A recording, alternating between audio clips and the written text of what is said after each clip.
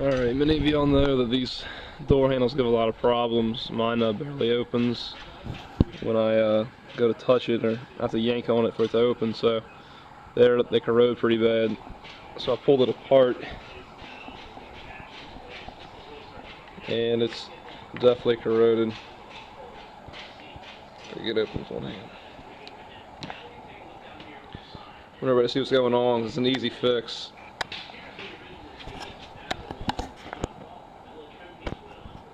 See that corrosion?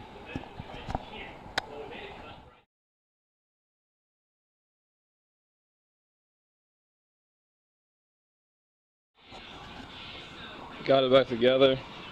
It's back on the door, and just lightly touch, and it opens. So contacts definitely get dirty in there, and it's a easy fix. So hope this helps.